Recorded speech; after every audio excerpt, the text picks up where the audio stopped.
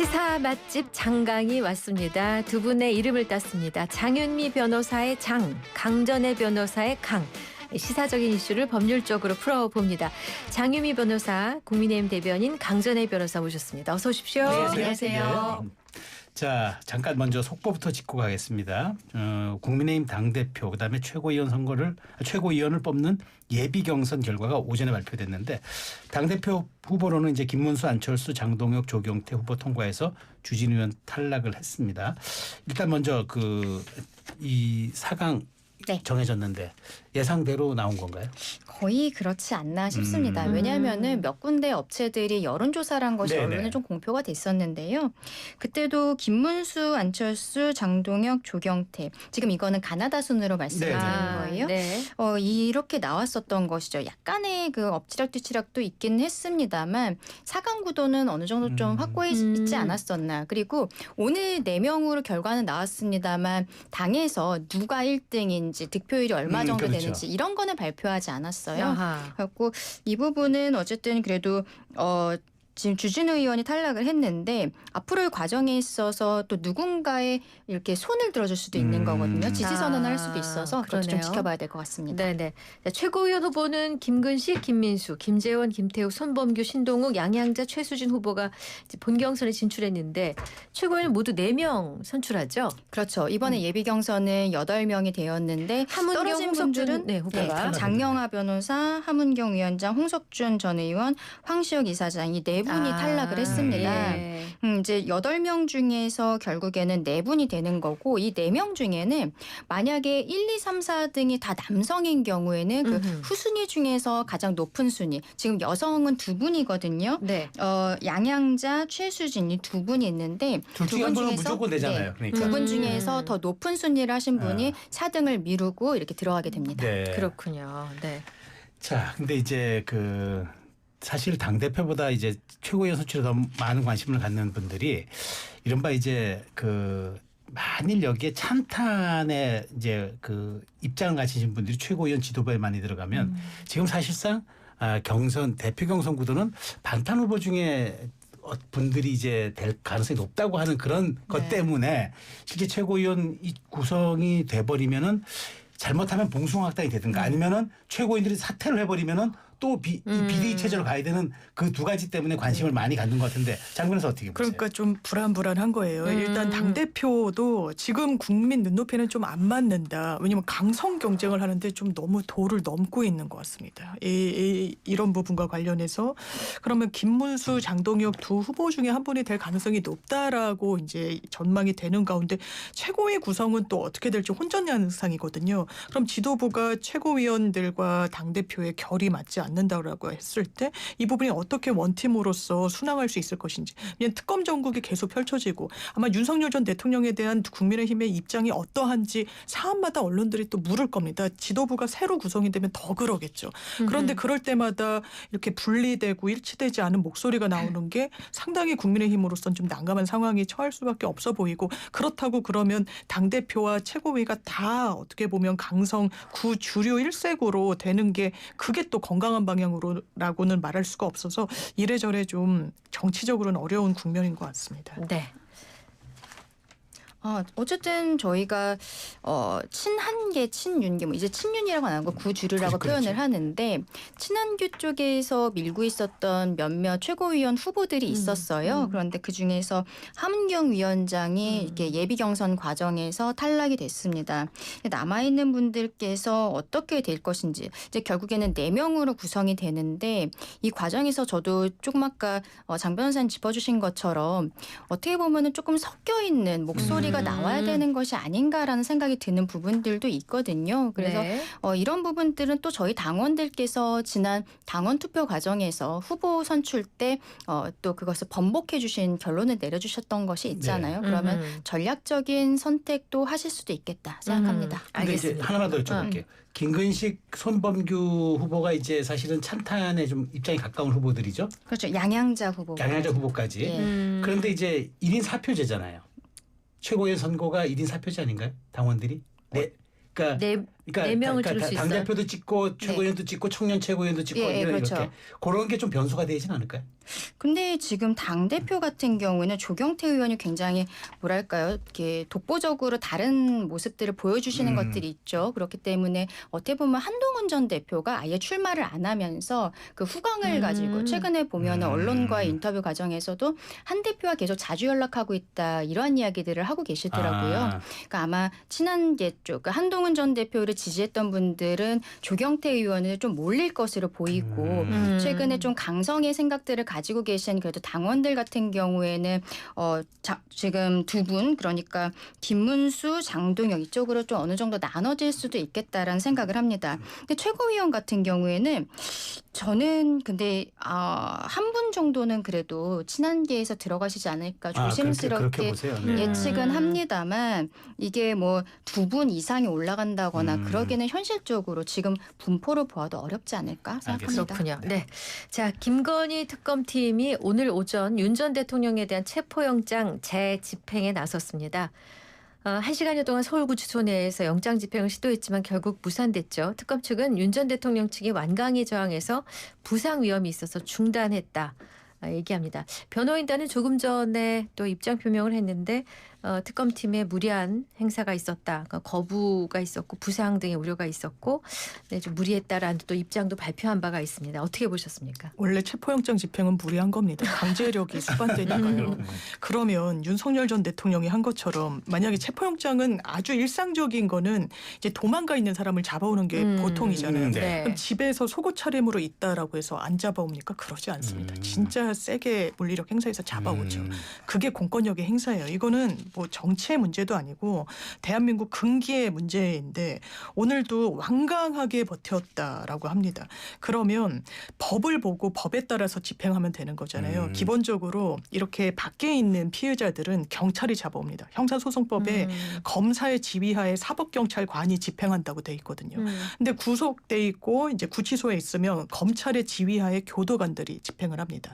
이 집행이라는 건 체포영장이라는 건 강제로 끌어와서 이 조사실 책상 앞에 앉혀도 된다는 법원의 허가증이에요. 그 다른 의미가 없습니다. 그래서 법에도 그럼 그 교도관이 물리력을 행사할 수 있는 상황이 다 열거돼 있어요. 법적으로. 만약에 수감자가 뭐 극단적인 선택을 하려고 한다. 자해하려고 한다. 당연히 뜯어 말려야 되잖아요. 그리고 그런 상황 중에 하나가 정당한 그 공권력의 집행을 방해한 때라고 돼 있습니다. 여러 법원에서 지금까지 축적된 판례는 정당한 공무집행의 범위에 당연하지만 영장을 집행하는 부분이 들어가 있습니다. 그러니까 끌어낼 수 있는데 못 끌어내고 있다라고 보는 게 맞을 거고 네. 이 대리인단도 뭐 물리력 행사는 반인권적이다. 그러면 다른 피해자들은 이렇게 조사받지 않나요? 그렇지 않습니다. 근데 좀 전에 이제 그 법률 대리인이죠. 윤 전 대통령 네. 송진호 변호사가 굉장히 격앙된 어조로 기자회견 하더라고요. 그러니까 특검이 이미 구속된 피의자를 팔다리를 들어서 끌어내려고 했고 65세 된 노인이다. 피의자 전직 대통령을 떠나서 그래서 뭐 떨어지면서 이제 뭐 그 다리를 부딪히기도 했고 뭐 이런 얘기를 하면서 건국일이 이런 일 없었다고 아주 강한 어조로 비판하던데 이거 어떻게 보세요?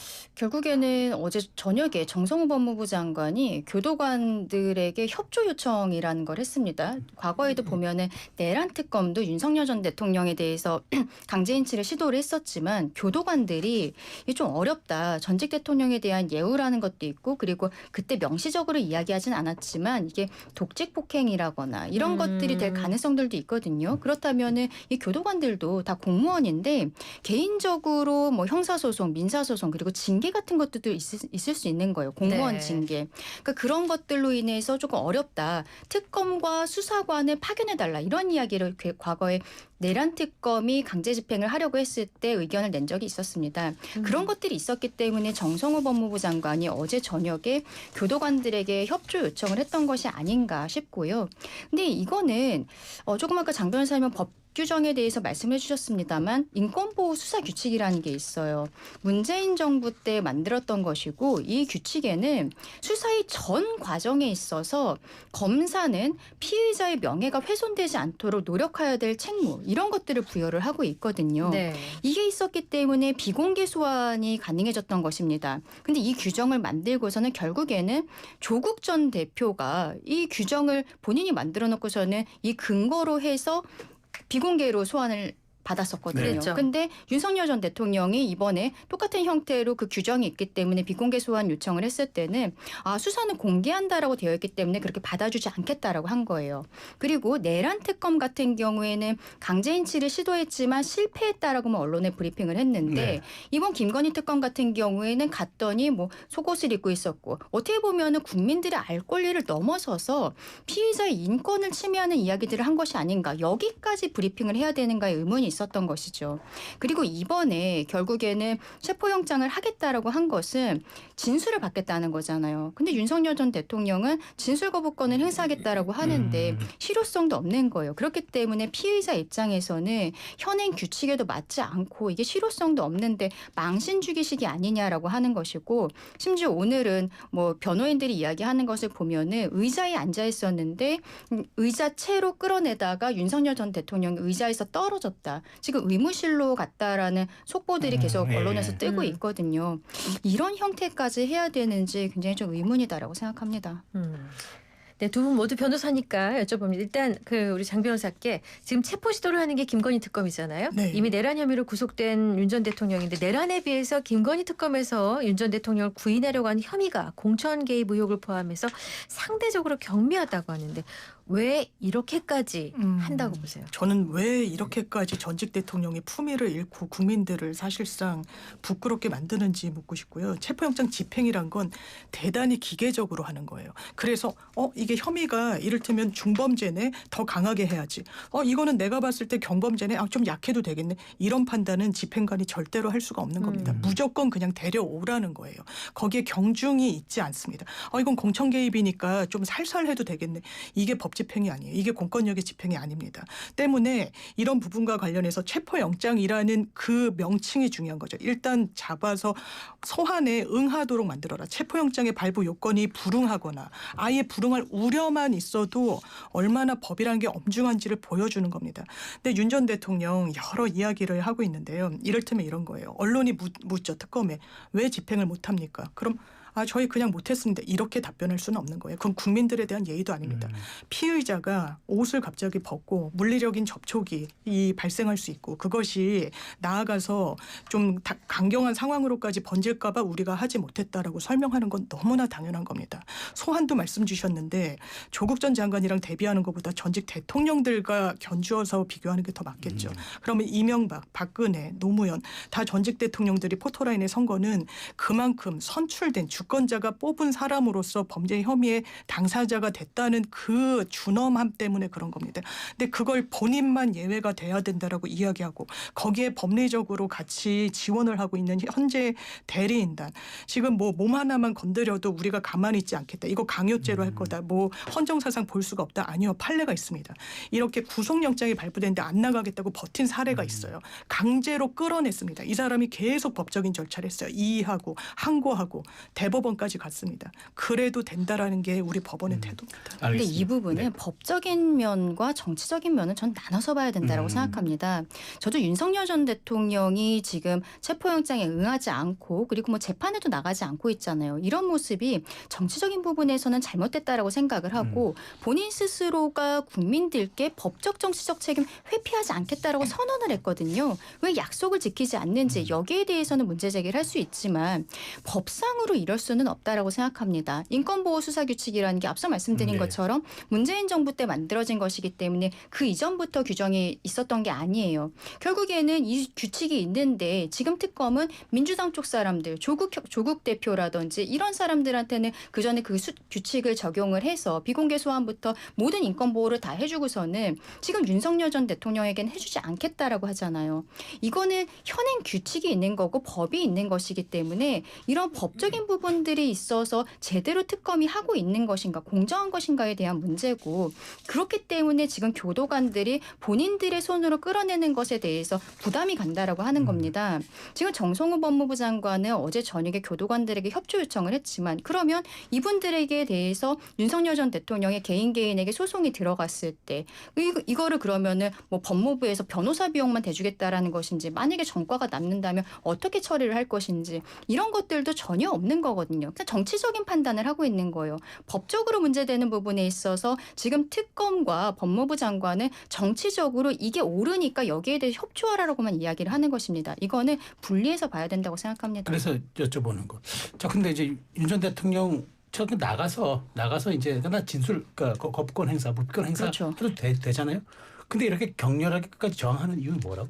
저는 결국에는 본인들의 지지층의 결집을 생각하는 것이 아닌가 봅니다. 왜냐하면 최근에도 SNS를 통해서 정치적인 조사다 이러면서 본인이 탄압받고 있다라는 그 이미지 메이킹을 저는 하고 있다고 생각을 하거든요. 여기에 대해서는 조금 아까 말씀드렸지만 저는 옳지 않다고 생각하고 본인이 국민들께 말씀드린 대로 지켜야 되지만 지금처럼 어쨌든 진술 거부권도 행사를 할 수 있는 상황에서 의자에 앉아 있는 사람을 끌어내려다가 사람이 다치는 이런 경우까지 만드는 것은 분명히 문제가 된다고 생각합니다. 네, 네. 오늘로서 체포영장이 만료됩니다. 근데 다시 영장을 청구하거나 조사 없이 기소하거나 이제 특검이 두 가지 중에 선택을 할 거라는 어떤 선택을 할까? 아마 영장을 재발부 받을 것 같아요. 재발부. 이 아, 건은 네. 왜냐하면 그 종전부터 오늘로 체포영장 시한이 끝나다 보니까 네. 언론이 그러면 어떻게 할 겁니까? 여러 네. 차례 물었을 때 이제 특검에서는 영장을 재청구해서 받는 방법도 있다라고 했을 때는 일단 조사를 해야 돼요. 왜냐하면 나와서 이 묵비권을 행사하는 것과